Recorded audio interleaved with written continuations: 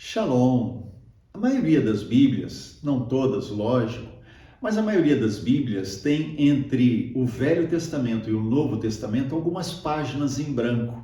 Isso é simbólico, não é aleatório, não é uma falha de impressão, mas ali representam 400 anos de silêncio profético.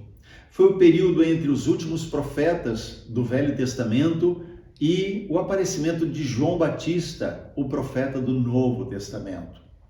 Então, quando nós olhamos para aquilo ali, isso é simbólico, mas traz uma mensagem para nós. Lá em Gálatas capítulo 4, no verso 4, a gente lê assim: Vindo, porém, a plenitude do tempo, Deus enviou seu Filho, nascido de mulher, nascido sob a lei. Então está dizendo aqui que Jesus ele veio na plenitude do tempo. O curioso é que Jesus nasceu 400 anos depois dos últimos profetas do Velho Testamento, depois de 400 anos de silêncio, esse período que é chamado período interbíblico, uma lacuna que acontece nas manifestações proféticas. Não ficou de tudo sem manifestações, né? Surgiram alguns movimentos messiânicos, libertários, né? Mas ao mesmo tempo sabemos que Deus estava preparando o povo e eles estavam ficando sedentos, eles queriam uma voz profética, estavam sentindo falta disso depois de tanto tempo. Um outro acontecimento nesse período foi a mudança de impérios. O Império Grego que dominava o mundo, ele foi suplantado pelo Império Romano. Agora, o Império Grego foi aquele que deixou um legado de cultura. A língua grega era falada no mundo inteiro.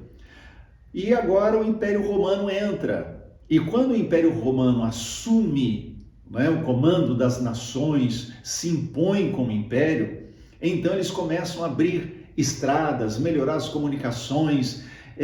Uma característica do Império Romano foi dar autonomia para os lugares dominados. Então eles tinham uma liberdade de viver a sua cultura, o seu culto.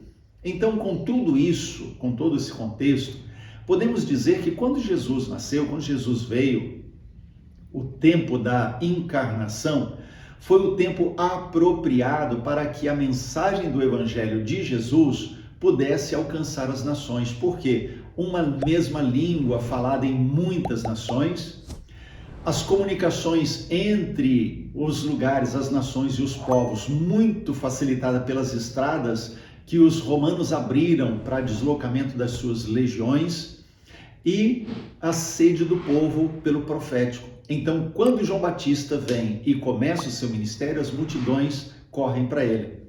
Por quê? Porque agora era o tempo apropriado. Deus preparou tudo, Deus tem o controle da história. Deus não perde o controle de nada. Mesmo 400 anos de silêncio prepararam o ambiente para a encarnação, para a vinda de Jesus. Esse era o tempo apropriado. Lembre-se, Deus não se adianta, Deus não se atrasa, Deus sempre vem na plenitude do tempo, ou seja, no tempo exato, no tempo apropriado, no tempo em que é necessário, porque Ele tem o controle do tempo e tem o controle da história.